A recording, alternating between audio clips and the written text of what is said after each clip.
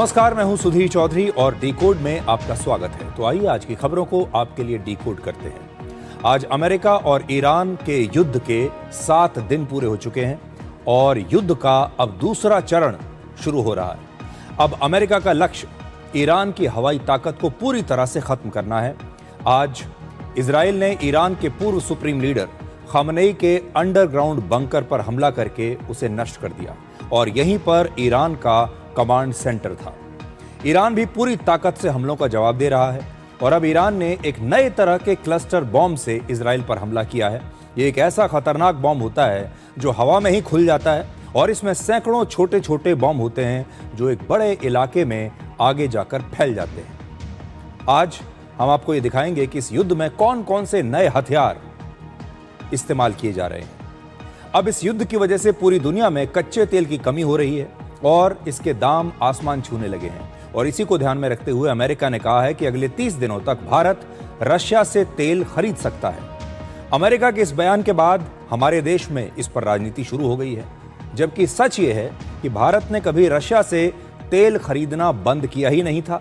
आज मैं आपको आंकड़े दिखाऊंगा पिछले 3 महीने के और फिर आप देखिएगा कि जो पूरा नैरेटिव गढ़ा जाता है भारत के बारे में और भारत के रशिया के तेल की खरीद के बारे में वो कितना झूठा है। और आखिर में आपको दिखाएंगे कि कैसे नेपाल में 35 साल के रैपर बालेंद्र शाह वहां के अगले प्रधानमंत्री बन सकते हैं। नेपाल के आम चुनाव में बालेंद्र शाह की पार्टी, जिसका नाम है राष्ट्रीय स्वतंत्र पार्टी, वो 165 में से 110 सीटों पर आगे है और पिछले 25 वर्षों में ये नेपाल की राजनीति में सबसे बड़ा बदलाव है। पहली बार ऐसा हो रहा है कि नेपाल के वोटर्स ने वहां के बड़े बड़े और उम्र दराज नेताओं को इस चुनाव में किनारे लगा दिया है। लेकिन सबसे पहले आपको युद्ध का अपडेट देते हैं। आज अमेरिका और ईरान के युद्ध का 7वां दिन है, यानी 1 हफ्ता हो चुका है इस युद्ध को शुरू हुए और आज सुबह इजराइल की वायुसेना के 50 फाइटर जेट्स ने तेहरान में एक सीक्रेट अंडरग्राउंड बंकर पर एक बड़ा हमला किया।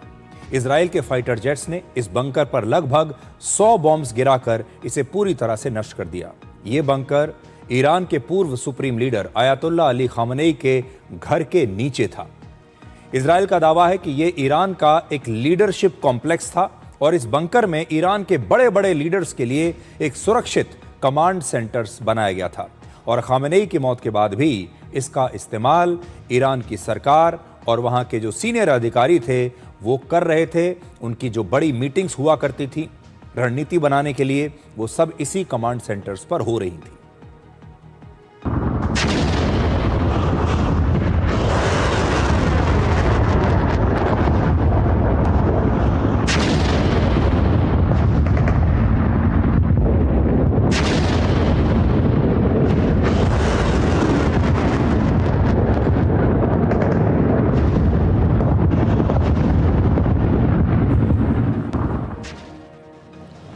अभी जो आपने तस्वीरें देखी, ये बंकर तेहरान शहर में है और एक बड़े इलाके में ये सड़कों के नीचे मौजूद था और इस बंकर में दाखिल होने के लिए एक नहीं बल्कि बहुत सारे एंट्री गेट्स थे। इजराइल की सेना ने लंबे समय तक खुफिया जानकारी इकट्ठा करने के बाद इस बंकर को नष्ट किया है और इस बंकर के अलावा ईरान के राष्ट्रपति का दफ्तर, नेशनल सिक्योरिटी काउंसिल की बिल्डिंग और आर्मी ऑफिसर्स ट्रेनिंग कॉलेज पर भी हमला किया गया। यानी आज का हमला तेहरान के उन इलाकों में हुआ है जहां पर ईरान की मौजूदा सरकार अपने सभी महत्वपूर्ण फैसले लेती है, जहां पर उनकी सब महत्वपूर्ण बैठकें होती हैं। उन सारे स्थानों को इजराइल ने नष्ट करने की कोशिश की है। इजराइल और अमेरिका ने आज तेहरान में ही रेवोल्यूशनरी गार्ड के बासजी मिलिशिया के एक मिलिट्री बेस पर भी हमला किया। यह बेस तेहरान के मशहूर आज़ादी स्क्वायर के पास मौजूद है और कुछ हफ्ते पहले इसी स्थान पर खामनेई के समर्थकों की एक बहुत बड़ी रैली हुई थी जिसमें हजारों लोग इकट्ठा हुए थे। अब आप उसकी तस्वीरें देखिए।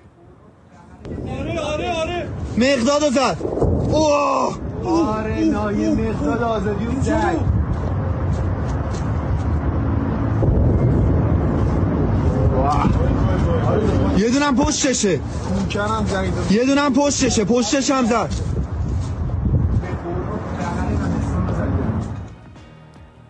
इजराइल का दावा है कि उन्होंने ईरान के 80% एयर डिफेंस सिस्टम्स को नष्ट कर दिया है और अब उन्होंने लगभग पूरे ईरान पर एयर सुपीरियरिटी हासिल कर ली है। यह दावा है इजराइल का।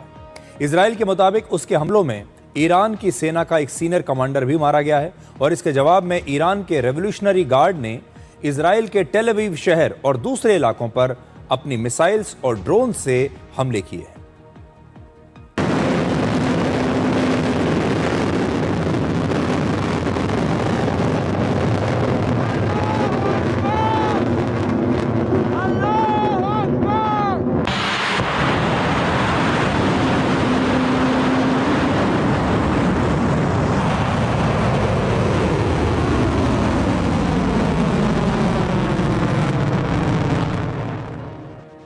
तो ये ईरान की मिसाइल्स की तस्वीरें अभी आप देख रहे थे।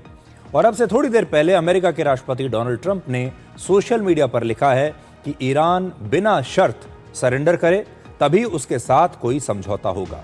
राष्ट्रपति ट्रंप ने कहा है कि इसके बाद ईरान में एक नया और बेहतर नेतृत्व यानी लीडरशिप चुना जाएगा और उन्होंने ये भी बताया है कि अमेरिका अपने सहयोगी देशों के साथ मिलकर ईरान को दोबारा आर्थिक रूप से मजबूत बनाने के लिए काम करेगा। और राष्ट्रपति ट्रंप ने अपने सोशल मीडिया पोस्ट में मेक ईरान ग्रेट अगेन का नारा भी दिया है। तो पहले वो नारा दिया करते थे मेक अमेरिका ग्रेट अगेन अपने देश के लिए, लेकिन आज वो नारा दे रहे हैं मेक ईरान ग्रेट अगेन। और वो कह रहे हैं कि अगर ईरान हमारे कहने पर चलेगा तो हम ही ईरान के अगले लीडर को चुनेंगे और हम ही तय करेंगे कि ईरान में क्या होगा और इससे ईरान को बहुत फायदा होगा, ईरान के लोगों को बहुत तरक्की मिलेगी। लेकिन आज एक बड़ा सवाल यह भी है कि लोग राष्ट्रपति ट्रंप के इस भरोसे को मान कैसे लें, क्योंकि यही भरोसा उन्होंने इराक में भी दिया था अमेरिका ने, जब इराक का युद्ध शुरू किया था, गल्फ वॉर जब शुरू किया था। यही भरोसा अफगानिस्तान के लोगों को भी दिया था, यही भरोसा लीबिया के लोगों को भी दिया था, यही भरोसा अमेरिका ने हर उस देश के लोगों को दिया है जहां पर अमेरिका ने हस्तक्षेप किया है। लेकिन आज तक एक भी कोई ऐसा देश नहीं मिलता जहां पर अमेरिका के हस्तक्षेप के बाद कोई तरक्की हुई हो, विकास हुआ हो या उस देश के लोगों की जिंदगी बेहतर हुई हो। आप सीरिया देख लीजिए, इराक देख लीजिए, अफगानिस्तान देख लीजिए, लीबिया देख लीजिए और ये लिस्ट बहुत लंबी है। अब आपको ये बताते हैं कि इस युद्ध में कुछ ऐसे हथियार आ रहे हैं जो दुनिया पहली बार देख रही है। इस युद्ध में एक ऐसे हथियार की एंट्री हुई है जो दुनिया के सबसे विवादित और खतरनाक हथियारों में से एक है और इसका नाम है क्लस्टर बॉम्ब। इजराइल का आरोप है कि ईरान ने 2 मार्च को इजराइल पर एक ऐसे क्लस्टर बॉम्ब मिसाइल से हमला किया जिसमें सिर्फ एक वॉरहेड यानी विस्फोटक नहीं होता, बल्कि ये मिसाइल पहले शुरू में ही आसमान में जाकर खुल जाती है और इस मिसाइल से लगभग 250 बॉम्ब बाहर निकलकर एक बड़े इलाके में फैल जाते हैं और फिर हमला करते हैं और इससे आम लोगों को सबसे ज़्यादा नुकसान होता है। सबसे पहले आप इजराइल के टेल अवीव शहर में ईरान के इसी क्लस्टर बॉम्ब के हमले की ये तस्वीरें देखिए।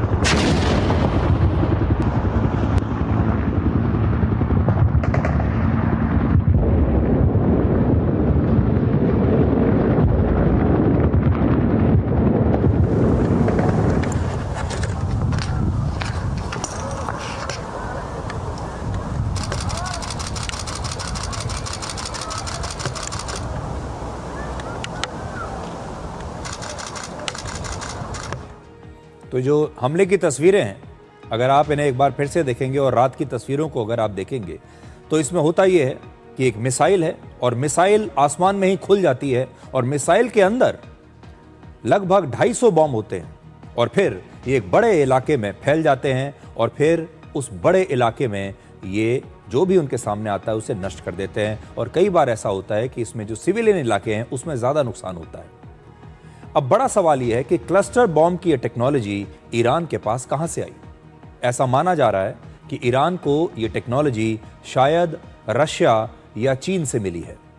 रशिया और चीन दोनों के पास ही क्लस्टर बॉम्ब बनाने की टेक्नोलॉजी पहले से मौजूद है और क्लस्टर बॉम्ब का इस्तेमाल दूसरे विश्व युद्ध में जर्मनी और सोवियत संघ ने भी किया था। हालांकि उस समय के जो क्लस्टर बॉम्ब थे वो आज के जितने आधुनिक नहीं थे, इतने खतरनाक नहीं थे और बाद में अमेरिका, रशिया और चीन जैसे देशों ने भी क्लस्टर बॉम्ब्स को विकसित कर लिया।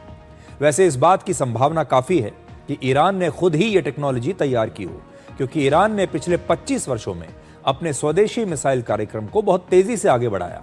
ईरान के पास इस समय 3 मिसाइल्स हैं जिनसे क्लस्टर बॉम्ब का हमला किया जा सकता है। इनमें से एक मिसाइल का नाम है खुर्रमशहर 4 और इसकी कीमत है लगभग 74 करोड़ रुपए। क्लस्टर बॉम्ब को दूसरे हथियारों से ज्यादा खतरनाक इसलिए माना जाता है क्योंकि साधारण मिसाइल्स में एक ही वॉरहेड या विस्फोटक होता है जो सिर्फ एक ही स्थान पर किसी लक्ष्य को नष्ट करता है, लेकिन क्लस्टर बॉम्ब के छोटे छोटे बॉम्ब्स एक बड़े इलाके में फैल जाते हैं। कई बार ये बॉम्ब लंबे समय तक फटते नहीं हैं और जमीन पर ऐसे ही निष्क्रिय होकर पड़े रहते हैं और बाद में आम लोग इसके हमले के शिकार बन जाते हैं, कुछ दिनों के बाद, कुछ हमलों के बाद, कुछ हफ्तों के बाद, या फिर ये भी समझ लीजिए कुछ महीनों के बाद भी ये ब्लास्ट हो सकते हैं। वर्ष 2008 में एक समझौते के तहत दुनिया के 100 से ज्यादा देशों ने क्लस्टर बॉम्ब्स पर पाबंदी लगा दी थी। उन्होंने बाकायदा आपस में एक समझौता किया कि हम क्लस्टर बॉम्ब्स नहीं बनाएंगे और ना ही इसका इस्तेमाल करेंगे, क्योंकि इसे एक बहुत खतरनाक और अमानवीय हथियार माना गया, क्योंकि ये वर्षों तक बिना फटे ही जमीन में किसी बारूदी सुरंग की तरह मौजूद रहते हैं और आने वाली पीढ़ियों को भी इन क्लस्टर बॉम्ब से नुकसान पहुंचता है। जैसे मैंने आपको बताया कि ये क्लस्टर बॉम्ब अगर कहीं गिरा तो जरूरी नहीं है कि ये उसी वक्त फट जाएगा। हो सकता है कि कुछ हफ्तों तक पड़ा रहे, कुछ महीनों तक पड़ा रहे और कई मामलों में तो कई वर्षों तक ये ऐसे ही निष्क्रिय होकर पड़े रहते हैं और अचानक कुछ साल के बाद ये फट जाते हैं, जिससे जो सिविलियंस हैं, बच्चे हैं, महिलाएं हैं, वृद्ध हैं, इसका निशाना कोई भी बन सकता है। जब युद्ध खत्म हो गया, खत्म होने के वर्षों बाद भी ये बॉम्ब फट सकता है। लेकिन ईरान, इजराइल और अमेरिका, इन तीनों देशों ने इस बॉम्ब पर रोक नहीं लगाई थी। इजराइल के पास आयरन डोम जैसे कई और एयर डिफेंस सिस्टम हैं जो दुश्मन की मिसाइल्स को हवा में ही नष्ट कर सकते हैं, लेकिन क्लस्टर बॉम्ब का हमला इस युद्ध का संतुलन बिगाड़ सकता है, क्योंकि क्लस्टर मिसाइल एक हमले में ही हवा में सैकड़ों छोटे छोटे बॉम्ब गिरा देती है और हर एक बॉम्ब को मार गिराना किसी भी देश के एयर डिफेंस सिस्टम के लिए बहुत ही मुश्किल काम है। इसलिए जो एयर डिफेंस सिस्टम है, चाहे इजराइल का हो या अमेरिका का हो, वो कई बार इस तरह के क्लस्टर बॉम्ब्स को पकड़ नहीं पाता। ईरान पर क्लस्टर बॉम्ब से इजराइल पर हमला करने का आरोप लगा है और अब अमेरिका ईरान के खिलाफ एक नया हथियार लेकर आया है इसके जवाब में, और उसका नाम है ग्रेविटी बॉम्ब। तो क्लस्टर बॉम्ब का मुकाबला अमेरिका कर रहा है ग्रेविटी बॉम्ब से। ग्रेविटी बॉम्ब एक ऐसा हथियार है जिसमें मिसाइल की तरह कोई रॉकेट इंजन नहीं होता। यह पृथ्वी के गुरुत्वाकर्षण की वजह से नीचे गिरता है, इसीलिए इसे फ्री फॉल बॉम्ब भी कहते हैं और लक्ष्य से टकराते ही इसमें जबरदस्त विस्फोट होता है। इस बॉम्ब को किसी फाइटर जेट या बॉम्बर से गिराया जाता है और यह किसी मिसाइल की तरह खुद उड़कर अपने लक्ष्य तक नहीं पहुंचता।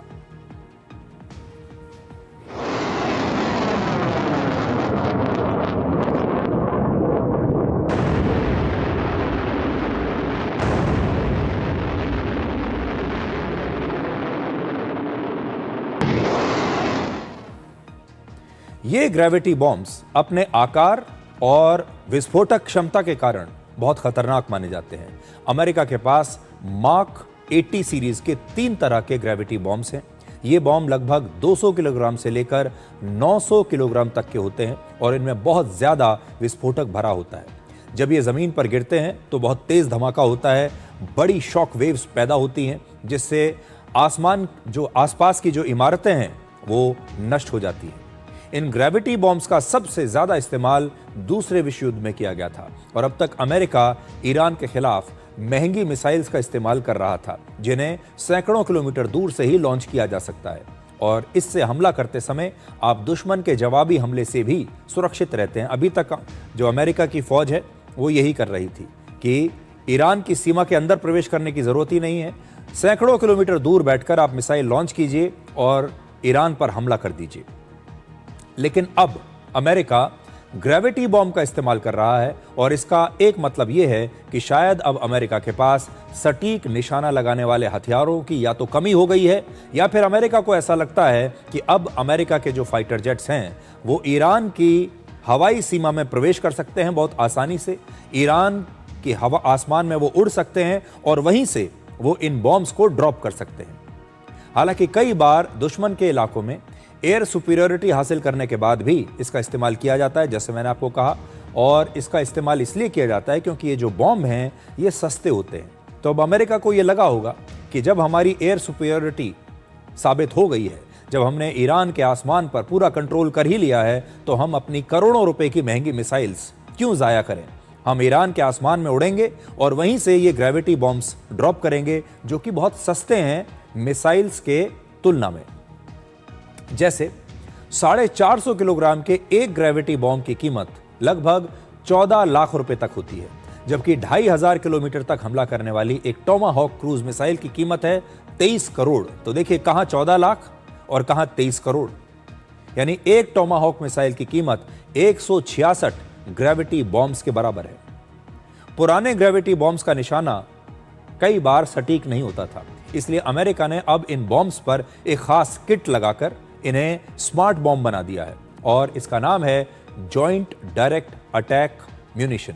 और इस किट में जीपीएस सिस्टम के साथ कंट्रोल फैंस, यानी इसको कंट्रोल करने के लिए फैंस लगे होते हैं जो बॉम्ब को बिल्कुल सही जगह पर गिरने में मदद करते हैं। तो अब ऐसा नहीं है कि इन्हें सिर्फ अंदाजे से आपने ड्रॉप कर दिया, अब इनके अंदर ऐसी टेक्नोलॉजी लगा दी गई है, जीपीएस सिस्टम लगा दिया गया है कि जो आपने लोकेशन इसमें फीड की है ये बॉम्ब वहीं गिरेगा। अमेरिका और ईरान के इस युद्ध में नए नए हथियार दुनिया को देखने को मिल रहे हैं और अब ऐसी टेक्नोलॉजी और रणनीति देखने को मिल रही है जो इससे पहले दुनिया ने कभी नहीं देखी थी। पिछले 100 वर्षों में हमने दुनिया के हर बड़े युद्ध में हर बार एक नई तरह की मिलिट्री टेक्नोलॉजी और रणनीति को देखा, जिसने युद्ध लड़ने का तरीका हमेशा के लिए बदल दिया। हर बार युद्ध जो है वो पिछले युद्ध से बदल जाता है, नए हथियार आ जाते हैं, नई रणनीति आ जाती है जो अपने दुश्मन को चौंकाती है। जैसे वर्ष 1914 से लेकर 1918 तक पहले विश्व युद्ध में जर्मनी ने बड़े पैमाने पर पहली बार सबमरीन का इस्तेमाल किया, जिन्हें यू बोट उस जमाने में कहा जाता था। ये समुद्र की लहरों के नीचे रहती थी और अचानक किसी दुश्मन के जहाज पर हमला कर देती थी। दुनिया ने पहली बार इस प्रकार की पनडुब्बियों को देखा और ऐसा ही एक हमला अमेरिका की सबमरीन ने 4 मार्च को हिंद महासागर में ईरान के एक युद्धपोत पर किया था। हाल ही में उसकी आपने तस्वीरें देखी होंगी, जब हिंद महासागर में 4 मार्च को यह हमला हुआ। इसके बाद दूसरे विश्व युद्ध में जर्मनी ने पहली बार बड़े पैमाने पर मिसाइल्स का इस्तेमाल किया था। उस समय मिसाइल्स बिल्कुल नई हथियार थी, हालांकि उस जमाने में उसे मिसाइल नहीं बल्कि फ्लाइंग बॉम्ब कहते थे और इसके हमलों से पूरे यूरोप में दहशत फैल गई थी। लोगों ने इससे पहले उड़ते हुए एयरक्राफ्ट तो देखे थे, हवाई जहाज तो देखे थे, फाइटर जेट्स जब उड़कर जाते थे, लेकिन उड़ता हुआ बॉम्ब उन्होंने पहली बार देखा। बाद में इसे मिसाइल्स का नाम दिया गया। दूसरे विश्व युद्ध को खत्म करने के लिए अमेरिका ने पहली बार जापान पर 2 परमाणु बॉम्ब गिराए और यह भी दुनिया ने पहली बार देखा। और वर्ष 1991 में पहला खाड़ी युद्ध जब हुआ तो यह दुनिया का पहला ऐसा युद्ध था जिसे दुनिया भर के लोगों ने पहली बार टीवी पर लाइव देखा, क्योंकि इस युद्ध का लाइव ब्रॉडकास्ट दुनिया के बड़े बड़े चैनल्स कर रहे थे। तो आप कह सकते हैं कि जो गल्फ वॉर था 1991 का, वो पहला दुनिया का टेलीवाइज्ड, टीवी पर देखा जाने वाला युद्ध था और इसी युद्ध से पहली बार किसी युद्ध की लाइव रिपोर्टिंग की शुरुआत हुई। और अमेरिका ने इस युद्ध में अपने पहले स्टेल्थ एयरक्राफ्ट का भी इस्तेमाल किया, जिसका नाम है F-117 नाइट हॉक। और इस विमान की खासियत यह थी कि यह दुश्मन के रेडार पर नजर नहीं आता था, जो कि उस समय बिल्कुल नई टेक्नोलॉजी थी। यह किसी एलियन स्पेसशिप की तरह दिखता था। और इसी युद्ध में अमेरिका ने पहली बार टोमाहॉक क्रूज मिसाइल का भी इस्तेमाल किया था और इस समय भी ईरान के खिलाफ इसी टोमाहॉक मिसाइल के नए मॉडल से हमला किया जा रहा है। इसके बाद हमने जितने भी युद्ध देखे उसमें टेक्नोलॉजी लगातार अपग्रेड होती चली गई। फिर रशिया और यूक्रेन के युद्ध में हमने पहली बार ड्रोन्स का इस्तेमाल इतने बड़े स्तर पर होते हुए देखा और हमें समझ में आया कि ड्रोन से भी युद्ध लड़ा जा सकता है।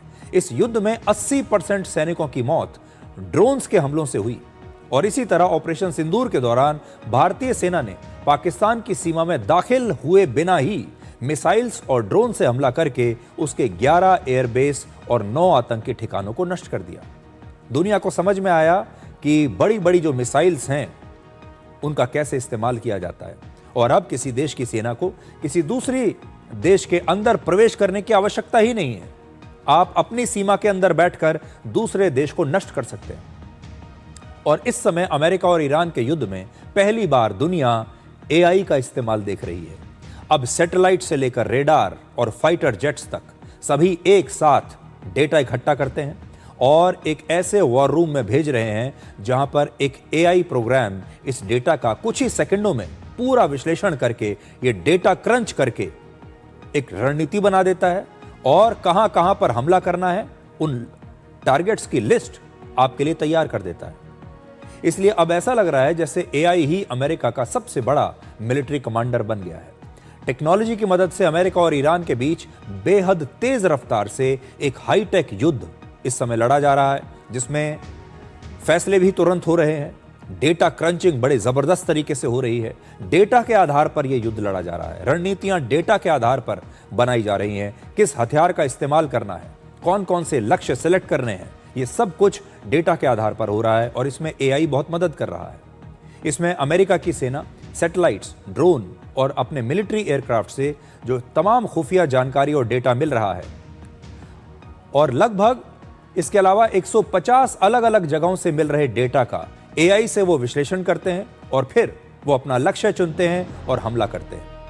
पूरे पश्चिम एशिया में अमेरिका की सेना के रेडार लगे हुए हैं। आसमान में कई तरह की निगरानी और जासूसी करने वाले एयरक्राफ्ट घूम रहे हैं और इन सभी सोर्सेज से इतना ज्यादा डेटा मिलता है जिसका विश्लेषण इंसान तो कर ही नहीं पाएगा, या करेगा भी तो बहुत समय लगा देगा। इसका विश्लेषण एआई की मदद से होता है और अगर एआई ना हो तो इतने डेटा का विश्लेषण करना इंसान के लिए तो नामुमकिन है। एआई और लेटेस्ट टेक्नोलॉजी की मदद से ही अमेरिका और इजराइल ने युद्ध के पहले 12 घंटों में ही लगभग 900 हमले किए थे, जिसमें ईरान के सैन्य ठिकानों सहित उसके मिसाइल और ड्रोन लॉन्च साइट्स थे। इसके लिए अमेरिकी सेना एक एआई टारगेटिंग प्लेटफॉर्म का इस्तेमाल कर रही है और इसका नाम है प्रोजेक्ट मेवन। ये ड्रोन और सैटेलाइट के हजारों घंटों के वीडियोस का विश्लेषण करके दुश्मन के टैंक्स, उसके मिसाइल लॉन्चर्स और उसके सैनिकों की पहचान करके मिलिट्री कमांडर्स को हमले के विकल्प देता है। ये युद्ध का एक नया दौर है जिसमें एआई सिस्टम लक्ष्य बताता है और उस सेना के कमांडर्स उस फीडबैक के आधार पर तुरंत फैसले लेते हैं।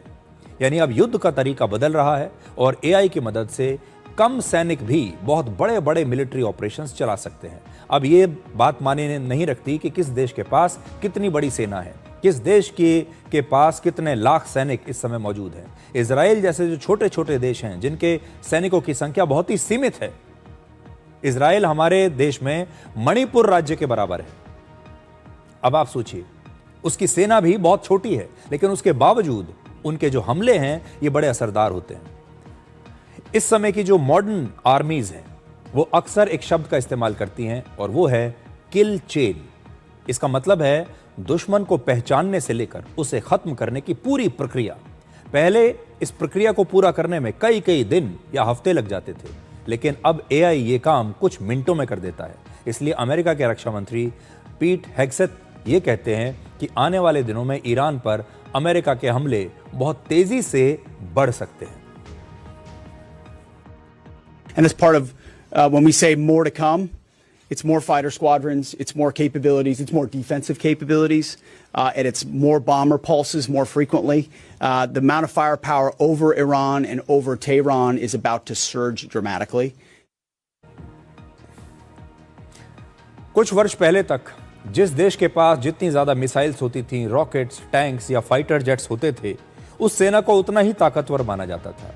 लेकिन आज के जमाने में जिसके पास एआई, डेटा और नई टेक्नोलॉजी होगी वही सेना सबसे ज्यादा ताकतवर होगी और किसी भी युद्ध में उसे निर्णायक बढ़त मिल सकती है अगर उसके पास लेटेस्ट टेक्नोलॉजी है, उसके पास बेहतरीन इंटेलिजेंस है और उस डेटा को क्रंच करने के लिए उसके पास अपना खुद का एआई सिस्टम है। आपको याद होगा हमने आपको बताया था कि ईरान का शाहिद ड्रोन इस युद्ध में एक सुपरस्टार साबित हो रहा है। आज आपको यह बताएंगे कि इस ड्रोन से हमला करने की रणनीति क्या है। ईरान किसी भी लक्ष्य पर हमला करने के लिए 1, 2 नहीं बल्कि सैकड़ों शाहिद ड्रोन से हमला करता है। इससे दुश्मन के एयर डिफेंस सिस्टम पर बहुत दबाव पड़ता है और ऐसे किसी हमले के दौरान कुछ ड्रोन्स को हवा में ही नष्ट कर दिया जाता है, लेकिन कई ड्रोन्स अपने लक्ष्य तक पहुंच भी जाते हैं और इसे ड्रोन स्वॉर्म अटैक कहते हैं। खुद अमेरिका के सैन्य अधिकारियों ने यह स्वीकार किया है कि ईरान के हजारों ड्रोन हमलों को पूरी तरह से रोक पाना अमेरिकी सेना के लिए भी संभव नहीं है। इसलिए अमेरिका और पश्चिमी एशिया के कई देश ईरान के ड्रोन्स का मुकाबला करने के लिए अब यूक्रेन से मदद मांग रहे हैं। ईरान से इसी शाहिद ड्रोन की टेक्नोलॉजी लेकर रशिया लगभग 4 वर्षों से यूक्रेन पर नॉन स्टॉप हमले कर रहा है और यूक्रेन ने इन्हें मार गिराने के लिए एक नई रणनीति और टेक्नोलॉजी बनाई है। यूक्रेन ने ड्रोन वर्सेस ड्रोन का युद्ध शुरू किया, जिसमें छोटे लेकिन तेज रफ्तार वाले ऐसे इंटरसेप्टर ड्रोन्स बनाए गए जो आसमान में ही शाहिद ड्रोन पर हमला करके उसे नष्ट कर देते हैं। एक और टेक्नोलॉजी है जिसमें इलेक्ट्रॉनिक हमला करके शाहिद ड्रोन के सिग्नल्स को जाम कर दिया जाता है और इससे ये ड्रोन अपने रास्ते से भटक जाता है। हालांकि इजराइल के पास ऐसे ड्रोन हमलों का मुकाबला करने के लिए एक हथियार पहले से ही मौजूद है और इसका नाम है आयरन बीम। ये लेजर बीम की मदद से मिसाइल्स, ड्रोन्स और रॉकेट्स को हवा में ही नष्ट कर सकता है और ये बेहद सस्ता है। एक लेजर हमले की कीमत सिर्फ 400 रुपए के आसपास है। इस हथियार से लाखों रुपए के शाहिद ड्रोन या किसी करोड़ों रुपए की मिसाइल को एक पिज्जा की कीमत से भी कम में नष्ट किया जा सकता है। 400 रुपए में आप करोड़ों की मिसाइल को खत्म कर सकते हैं। और इस युद्ध में इजराइल ने पहली बार आयरन बीम का इस्तेमाल करते हुए हिजबुल्लाह के एक मिसाइल हमले को हवा में ही नष्ट किया। यानी अब यह हथियार बैटल टेस्टेड बन चुका है। इसका प्रयोग किसी युद्ध में हो चुका है। युद्ध के इतिहास में शायद यह पहली बार ऐसा है जब दुश्मन के हवाई हमलों को रोकना इतना किफायती हो गया है, इतना सस्ता हो गया है।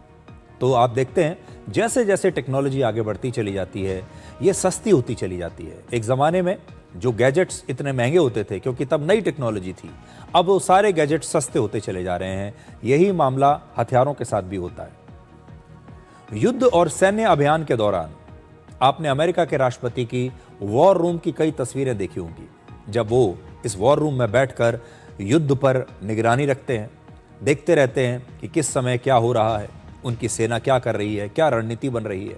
लेकिन आज हम आपको डोनाल्ड ट्रंप की प्रार्थना की दिलचस्प तस्वीरें दिखाएंगे। यहां पर युद्ध की रणनीति नहीं बन रही, यहां पर प्रेयर्स हो रही हैं, प्रार्थना हो रही है। गुरुवार को अमेरिका के कई ईसाई पादरी राष्ट्रपति ट्रंप से मिलने के लिए व्हाइट हाउस के ओवल ऑफिस पहुंचे और वहां इन सभी ने मिलकर राष्ट्रपति ट्रंप के लिए प्रार्थना की।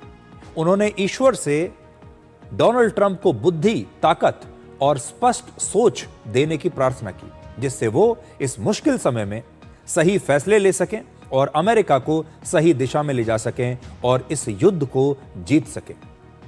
आप तस्वीरों में देखिए कि ट्रंप अपने डेस्क के पास बैठे हुए हैं और ये सारे पादरी, ईसाई पादरी, उनके चारों तरफ खड़े होकर प्रार्थना कर रहे हैं और अब ट्रंप की इन तस्वीरों पर पूरी दुनिया में चर्चा हो रही है। We are honored to come before your presence today, lifting up the arms of our president. We pray for your continued blessing and favor to rest upon him. We pray for wisdom from heaven to flood his heart, his mind, and Lord, you will guide him in these challenging times that we're facing today. I pray for your grace and your protection over him. I pray for your grace and protection over our troops and all of our men and women serving in our armed forces. And Father, we just pray you'll continue to give our president the strength that he needs to lead our great nation as we come back to one nation under God, indivisible, with liberty and justice for all. We pray your heavenly blessing upon him in Jesus' name. तो एक प्रकार से अब इस युद्ध के लिए America के राष्ट्रपति आशीर्वाद ले रहे हैं भगवान का। अब ये कहा जा रहा है कि युद्ध के बीच राष्ट्रपति ट्रंप की ये प्रार्थना सिर्फ धार्मिक कार्यक्रम नहीं है, बल्कि इसके पीछे कोई राजनीतिक और मनोवैज्ञानिक संदेश भी छिपा हो सकता है, एक राजनीतिक सोच भी हो सकती है। बहुत से लोग ये कह रहे हैं कि ट्रंप इस लड़ाई को अब एक धर्म युद्ध के तौर पर पेश करना चाहते हैं। अमेरिका और ईरान का युद्ध अब दो देशों की लड़ाई से आगे बढ़कर दो धर्मों की लड़ाई का रूप ले रहा है। जहां ईरान इस्लाम की रक्षा के नाम पर यह लड़ाई लड़ रहा है, अब ट्रंप इस लड़ाई में ईसाई धर्म गुरुओं का आशीर्वाद ले रहे हैं। और जैसा कि आप जानते हैं, ईरान की राजनीति में धार्मिक नेतृत्व की बहुत बड़ी भूमिका है और अब ट्रंप भी खुद को ईसाई धर्म के रक्षक के तौर पर पेश कर रहे हैं।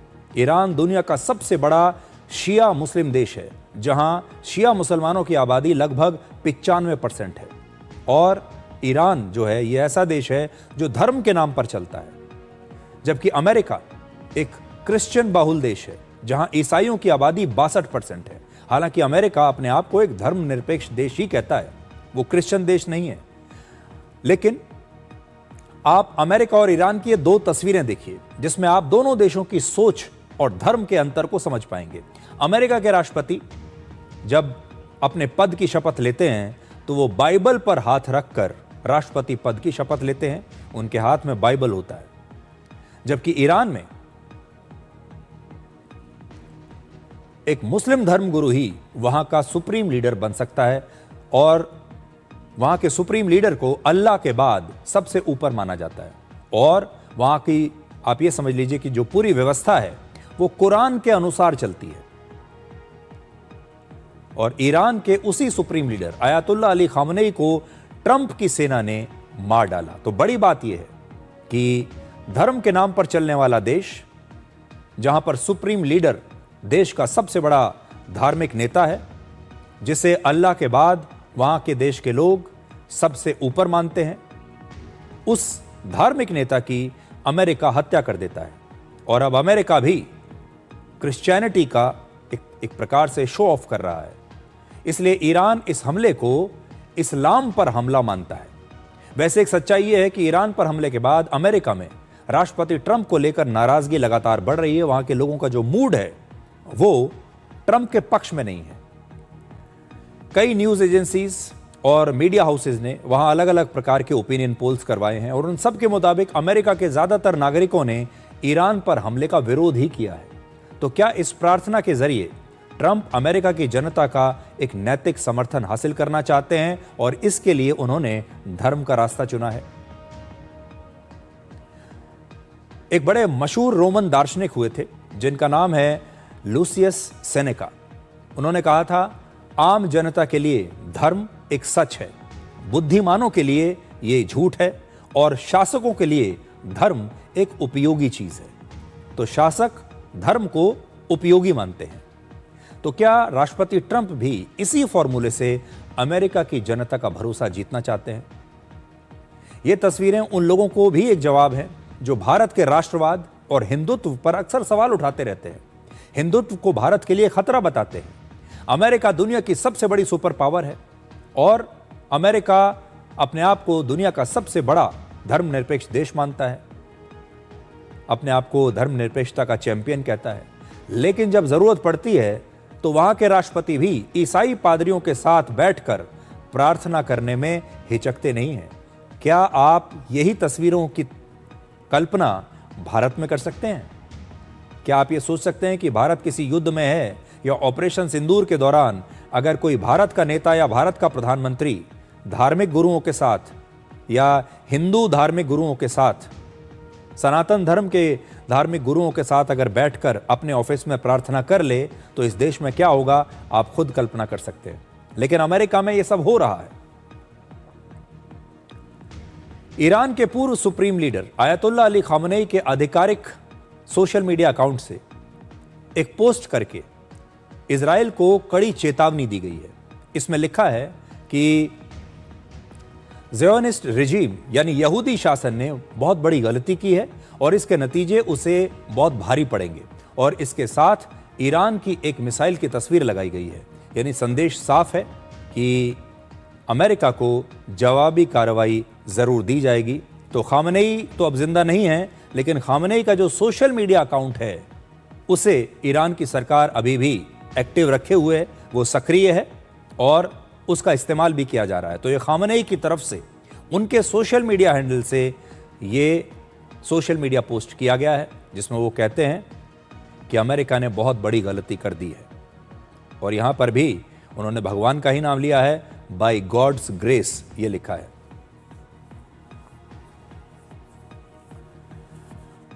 अब आपको ये बताते हैं कि ये युद्ध कितना महंगा है।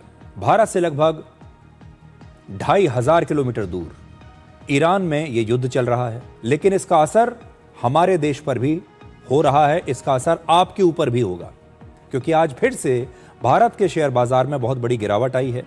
सेंसेक्स में आज 1100 अंकों की गिरावट आई, जबकि निफ्टी 315 अंक और निफ्टी बैंक 1272 अंक नीचे गया।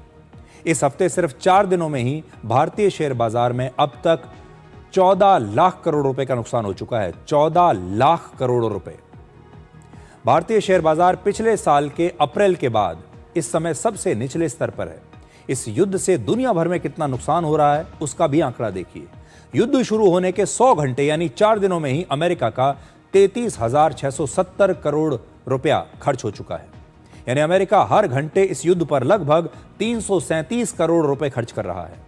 इस युद्ध पर इजराइल हर हफ्ते 27,000 करोड़ रुपए खर्च कर रहा है। यानी इजराइल का भी हर घंटे लगभग 161 करोड़ रुपया इस युद्ध पर खर्च हो रहा है। अमेरिका और ईरान में हो रहे युद्ध के बीच भारत के लिए एक अच्छी खबर आई है और भारत अब रशिया से और ज्यादा तेल खरीदेगा। पहले अमेरिका भारत पर रशिया से तेल न खरीदने का दबाव बना रहा था। अब वही अमेरिका भारत से कह रहा है कि अगले 30 दिनों तक आप रशिया से और तेल खरीद सकते हैं। अमेरिका के वित्त मंत्री स्कॉट बेसेंट ने सोशल मीडिया पर इसके बारे में एक पोस्ट लिखा और इसमें 3 बड़ी महत्वपूर्ण बातें हैं।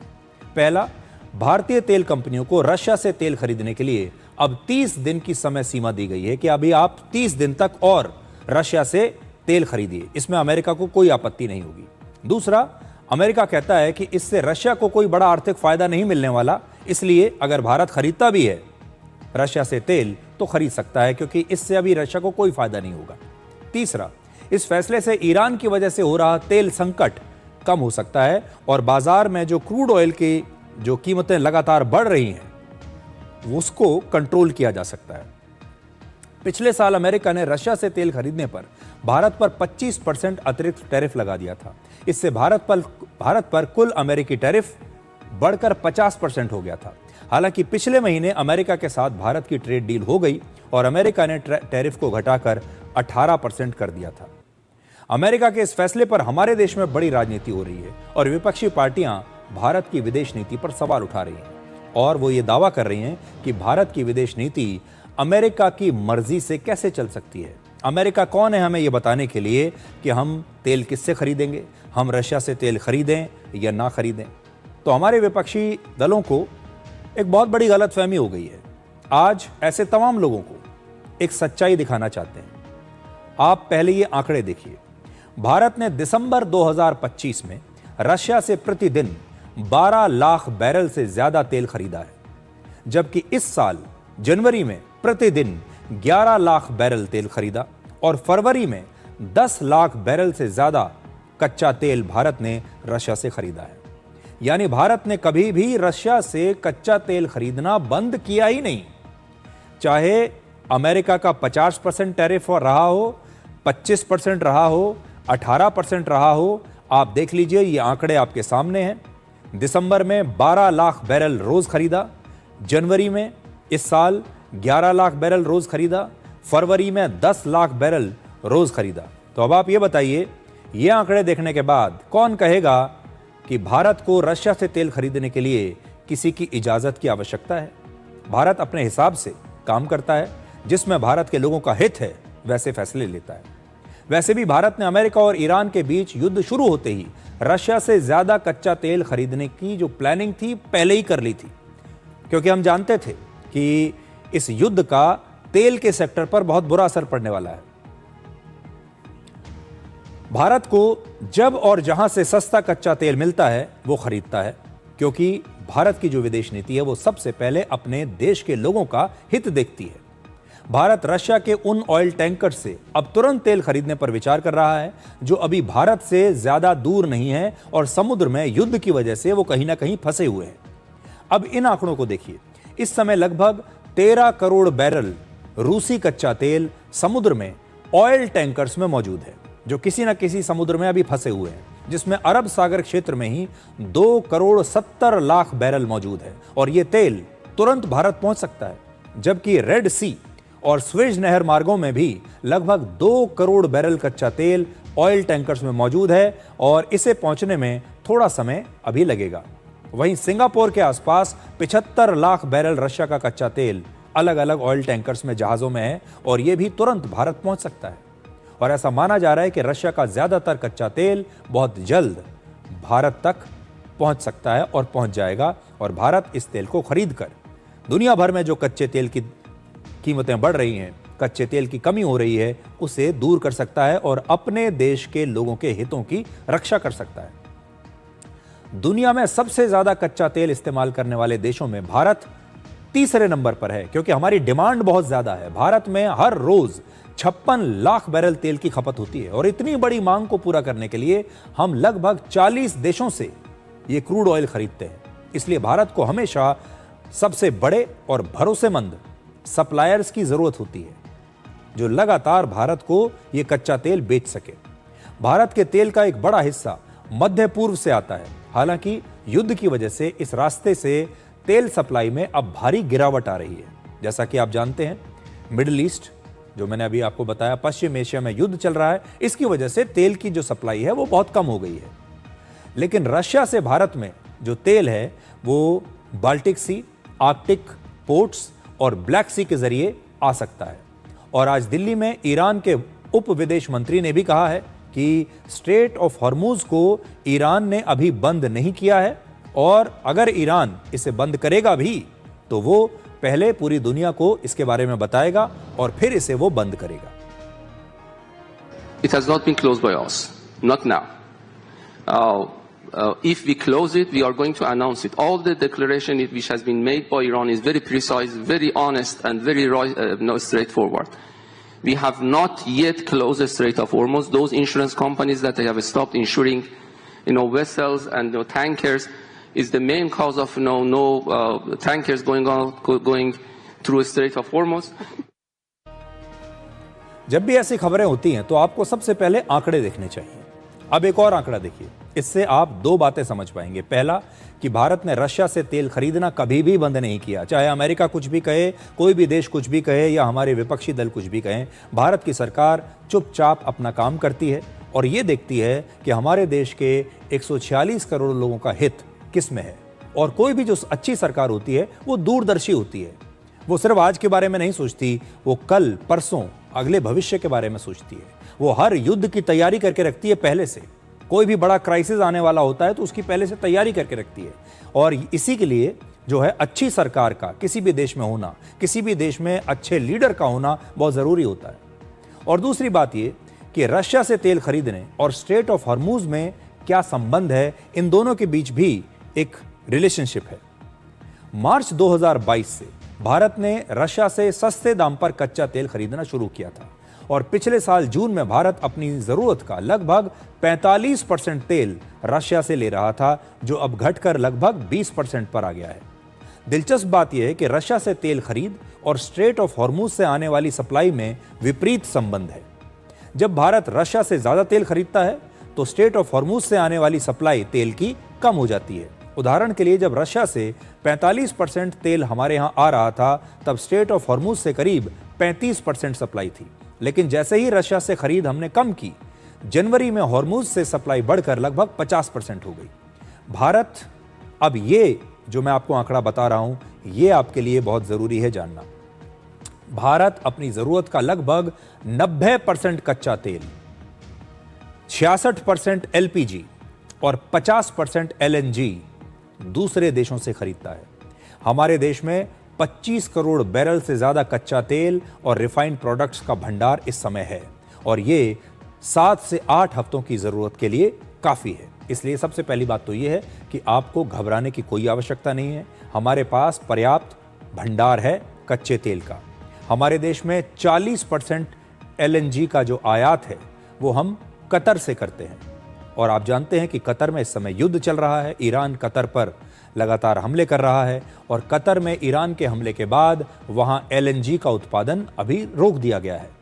लेकिन आज भारत सरकार ने स्पष्ट किया कि कतर में उत्पादन बंद होने का कोई असर हमारे देश पर नहीं पड़ेगा और अगर भारत में एलपीजी और एलएनजी की जो है कोई कमी अभी नहीं होने वाली है। लेकिन आपको एक आम नागरिक की तरह यह सोचना होगा, आपकी गाड़ी में जो पेट्रोल डीजल डलता है वो 90% जो है वो बाहर से आता है। अगर विश्व में कच्चे तेल की कमी हो गई या ये कच्चा तेल महंगा हो गया तो आपके लिए इस पेट्रोल डीजल को लेना भी महंगा होगा और मुश्किल हो जाएगा। हमारे घर में, हमारी रसोई घर में एलपीजी का इस्तेमाल होता है। ये एलपीजी भी हम ज़्यादातर जो बड़ा हिस्सा है ये बाहर से खरीदते हैं। अगर एलपीजी और एलएनजी की सप्लाई कम होगी तो इसका असर आप पर भी पड़ेगा। आप में से बहुत सारे लोग जो सीएनजी की गाड़ी चलाते हैं उन्हें अब और ज़्यादा लंबी लाइनों में खड़ा होना पड़ सकता है क्योंकि सीएनजी की सप्लाई अगर कम हो गई तो। और इसीलिए कहते हैं कि किसी देश की जो लीडरशिप होती है वो सबसे महत्वपूर्ण बात है।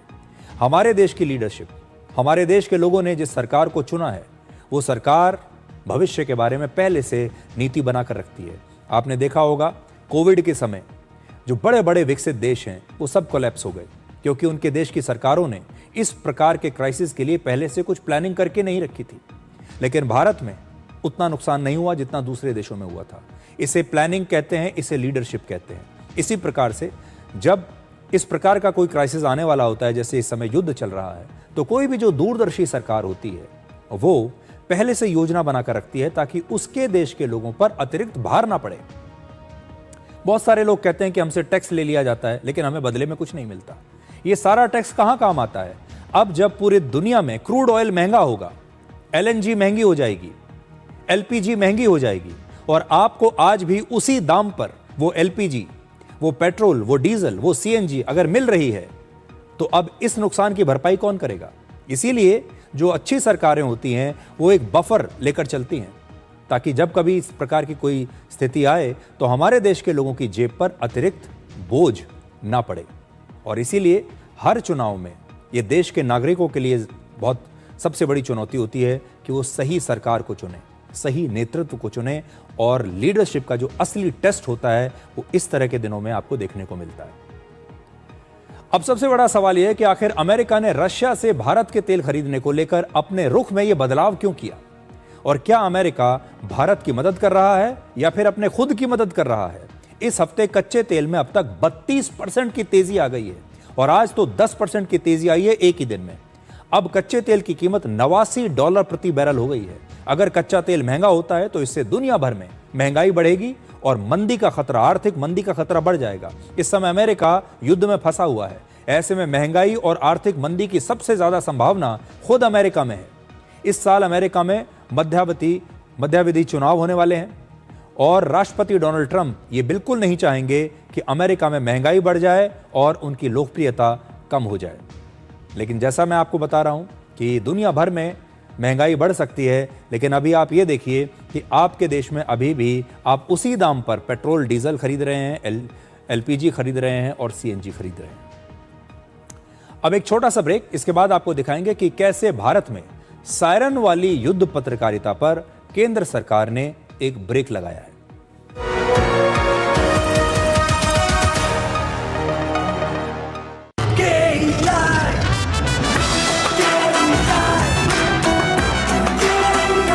विकसित भारत का विकसित भारत। हिंदुस्तान मिले हिंदुस्तान से, जय हो देश हो विदेश हो, जेके हो। देश का टायर जेके टायर। घुटना, कंधा या कमर, चाहे जैसा हो दर्द, डॉक्टर ऑर्थो आपको देता है दर्द से पूरी आजादी। ये कोई टेम्पररी पेन किलर नहीं, आयुर्वेदिक औषधि है। अरे रामदयाल, तेरी उपज का क्या हुआ? अरे औने पौने दाम मिल रहे थे इसलिए नहीं बेची। और तुम्हारी उपज? मेरी उपज ये रही मेरे मोबाइल में एकदम सुरक्षित। अरे ये तो कोई रसीद लगती है। कोई रसीद नहीं, डिजिटल रसीद है जो WDRA से पंजीकृत वेयरहाउस में उपज रखने से मिलती है। WDRA? WDRA भारत सरकार की एक संस्था है जो अच्छे और सुव्यवस्थित वेयरहाउसों को पंजीकृत करता है। अच्छा, अब तुझे इस रसीद का कमाल दिखाता हूँ, चला। देखा, इस रसीद पर बैंक से लोन हो गया। ये तो कमाल हो गया। कमाल तो अभी और भी है भैया। देखो, जब और जहाँ उपज के अच्छे दाम मिलेंगे, उपज बेच दूंगा और फिर बैंक का सारा लोन भी चुकता कर दूंगा। अरे वाह। मुन्नी, पापा आप मेरा नया बैग लाए? हाँ, ये रहा तुम्हारा नया बैग। और तुम्हारे लिए झुमके। WDRA का प्रयास, किसानों का आर्थिक विकास। क्या तनाव आपके मानसिक और शारीरिक स्वास्थ्य पर बुरा असर डाल रहा है और आप समय प्रबंधन नहीं कर पा रहे? तनाव प्रबंधन के लिए टेलीमानस के 14416 पर संपर्क करें। टेबल के ऊपर जब भी खाते हैं दबा के खाते, ये भाई साहब सब पचा देते, पर दिक्कत तो उन्हें आती है जो टेबल के नीचे से खा। मुल्तानी पश्मीना, अपने हक का खाओ, सब कुछ पचाओ। Success is not a milestone. It's a never-ending race for perfection. Denver, the center of my success.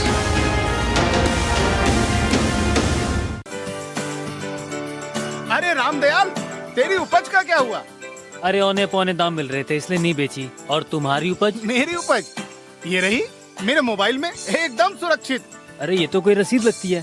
कोई रसीद नहीं, डिजिटल रसीद है जो WDRA से पंजीकृत वेयर हाउस में उपज रखने से मिलती है। WDRA? WDRA भारत सरकार की एक संस्था है जो अच्छे और सुव्यवस्थित वेयर हाउसों को पंजीकृत करता है। अच्छा, अब तुझे इस रसीद का कमाल दिखाता हूँ, चला। देखा, इस रसीद पर बैंक से लोन हो गया। ये तो कमाल हो गया। कमाल तो अभी और भी है भैया। देखो, जब और जहाँ उपज के अच्छे दाम मिलेंगे, उपज बेच दूंगा और फिर बैंक का सारा लोन भी चुकता कर दूंगा। अरे वाह। मुन्नी, पापा आप मेरा नया बैग लाए? हाँ, ये रहा तुम्हारा नया बैग। और तुम्हारे लिए झुमके। WDRA का प्रयास, किसानों का आर्थिक विकास।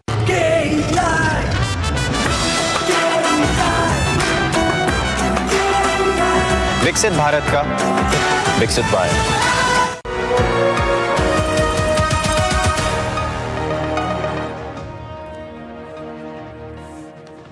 अब आगे बढ़ने से पहले आप हमारे स्टूडियो से ये सायरन की आवाज सुनिए।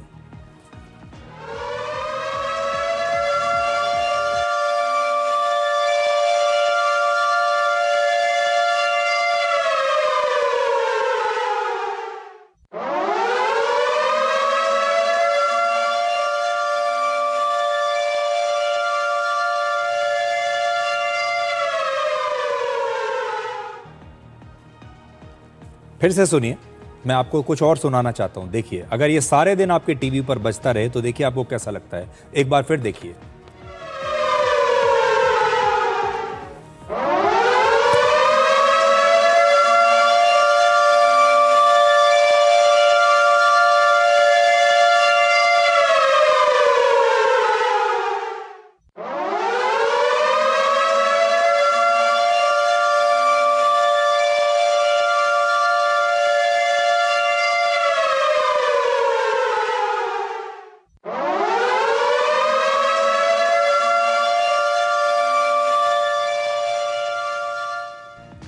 अब आप बताइए, क्या आप युद्ध की खबरों को इस तरह के एयर रेड सायरन के साथ लगातार सुनना चाहेंगे?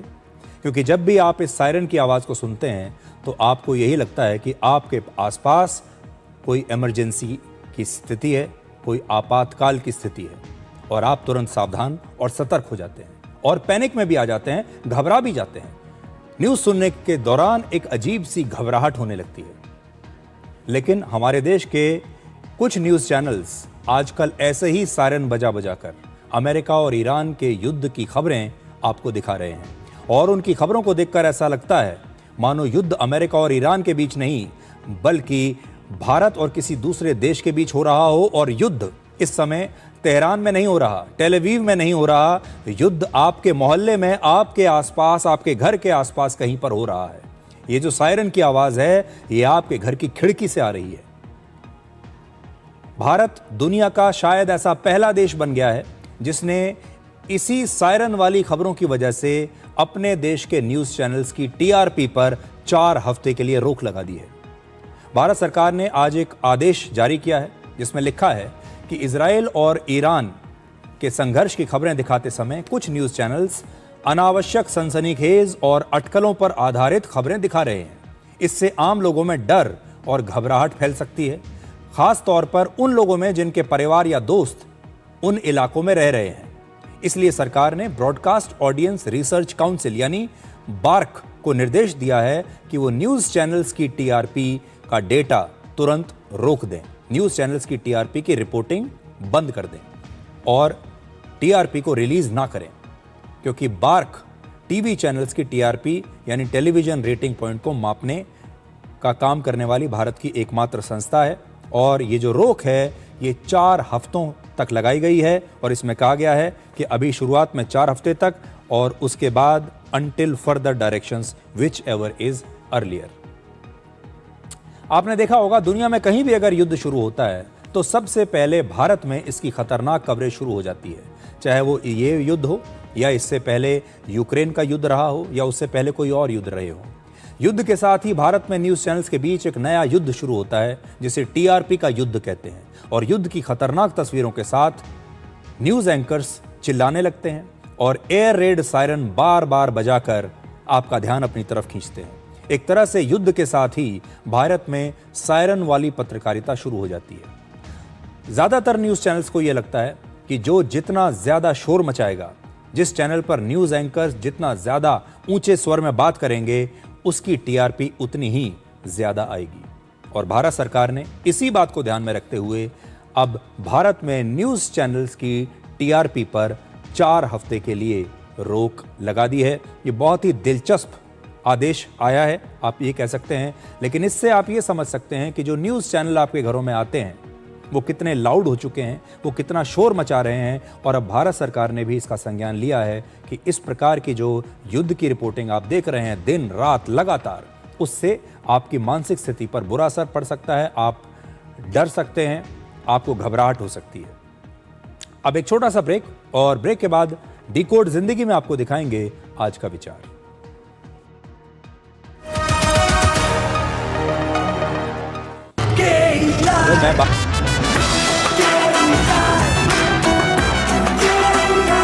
विकसित भारत का विकसित भारत। डॉक्टर ऑर्थो ऑयल के रेगुलर मसाज से जॉइंट हेल्थी रहते हैं। और अगर प्रॉब्लम बहुत पुरानी है तो डॉक्टर ऑर्थो कैप्सूल्स साथ लेना ना भूलें। अब दर्द भी घुटने टेकेगा।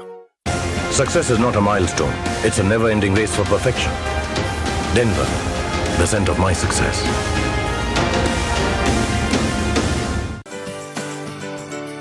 अरे रामदयाल, तेरी उपज का क्या हुआ? अरे औने पौने दाम मिल रहे थे इसलिए नहीं बेची। और तुम्हारी उपज? मेरी उपज ये रही मेरे मोबाइल में एकदम सुरक्षित। अरे ये तो कोई रसीद लगती है। कोई रसीद नहीं, डिजिटल रसीद है जो WDRA से पंजीकृत वेयर हाउस में उपज रखने से मिलती है। WDRA?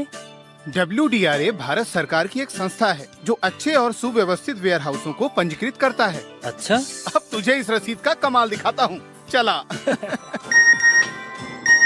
देखा, इस रसीद पर बैंक से लोन हो गया। ये तो कमाल हो गया। कमाल तो अभी और भी है भैया। देखो, जब और जहाँ उपज के अच्छे दाम मिलेंगे, उपज बेच दूंगा और फिर बैंक का सारा लोन भी चुकता कर दूंगा। अरे वाह। मुन्नी, पापा आप मेरा नया बैग लाए? हाँ, ये रहा तुम्हारा नया बैग। और तुम्हारे लिए झुमके। WDRA का प्रयास, किसानों का आर्थिक विकास। इस देश की हर माँ, बच्चे, बूढ़े, जवान, खिलाड़ी, डॉक्टर, इंजीनियर, सबको गाय भैंस की दूध की शक्ति पर भरोसा है। पर जब इन पशुओं को कपिला पशु आहार मिलेगा, तभी तो दूध सिर्फ ज्यादा ही नहीं, शक्ति से भरपूर भी होगा। कपिला पशु आहार, देश का नंबर 1 पशु आहार। क्या आप परेशानियों से घिरे हैं? मन भारी है और कोई रास्ता नजर नहीं आ रहा? याद रखें, समाधान आपके पास है। टेलीमानस के निःशुल्क नंबर 14416 पर कॉल करें। कहीं से भी, कभी भी, 24 घंटे यह सुविधा उपलब्ध है। यहाँ आपकी बात सुनी जाती है, समझी जाती है और आपको सही दिशा दी जाती है। आप अकेले नहीं हैं, मदद बस एक कॉल दूर है। अरे रामदयाल, तेरी उपज का क्या हुआ? अरे औने पौने दाम मिल रहे थे इसलिए नहीं बेची। और तुम्हारी उपज? मेरी उपज ये रही मेरे मोबाइल में एकदम सुरक्षित। अरे ये तो कोई रसीद लगती है। कोई रसीद नहीं, डिजिटल रसीद है जो WDRA से पंजीकृत वेयर हाउस में उपज रखने से मिलती है। WDRA? WDRA भारत सरकार की एक संस्था है जो अच्छे और सुव्यवस्थित वेयर हाउसों को पंजीकृत करता है। अच्छा, अब तुझे इस रसीद का कमाल दिखाता हूँ, चला। देखा, इस रसीद पर बैंक से लोन हो गया। ये तो कमाल हो गया। कमाल तो अभी और भी है भैया। देखो, जब और जहाँ उपज के अच्छे दाम मिलेंगे, उपज बेच दूंगा और फिर बैंक का सारा लोन भी चुकता कर दूंगा। अरे वाह। मुन्नी, पापा आप मेरा नया बैग लाए? हाँ, ये रहा तुम्हारा नया बैग। और तुम्हारे लिए झुमके। WDRA का प्रयास, किसानों का आर्थिक विकास। हिंदुस्तान मिले हिंदुस्तान से, जय हो देश हो विदेश हो, जेके हो। देश का टायर जेके टायर। अरे रामदयाल, तेरी उपज का क्या हुआ? अरे औने पौने दाम मिल रहे थे इसलिए नहीं बेची। और तुम्हारी उपज? मेरी उपज ये रही मेरे मोबाइल में, एकदम सुरक्षित। अरे ये तो कोई रसीद लगती है। कोई रसीद नहीं, डिजिटल रसीद है जो WDRA से पंजीकृत वेयर हाउस में उपज रखने से मिलती है। WDRA? WDRA भारत सरकार की एक संस्था है जो अच्छे और सुव्यवस्थित वेयर हाउसों को पंजीकृत करता है। अच्छा, अब तुझे इस रसीद का कमाल दिखाता हूँ, चला। देखा, इस रसीद पर बैंक से लोन हो गया। ये तो कमाल हो गया। कमाल तो अभी और भी है भैया। देखो, जब और जहाँ उपज के अच्छे दाम मिलेंगे, उपज बेच दूंगा और फिर बैंक का सारा लोन भी चुकता कर दूंगा। अरे वाह। मुन्नी, पापा आप मेरा नया बैग लाए? हाँ, ये रहा तुम्हारा नया बैग। और तुम्हारे लिए झुमके। WDRA का प्रयास, किसानों का आर्थिक विकास। गोल्डी मसाले के 100 ग्राम के स्पेशल पैक्स में फ्रेशनेस लॉक है। ऐसे गोल्डी मसाले जहां जाएं रिश्ते बनाएं।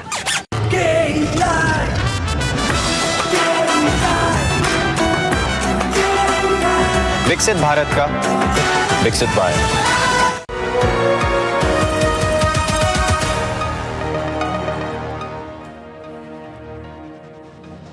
तो आज के लिए डिकोड में इतना ही। अब आपसे हमारी अगली मुलाकात होगी कल रात 9 बजे। तब तक आप खुश रहिए, सुरक्षित रहिए, स्वस्थ रहिए।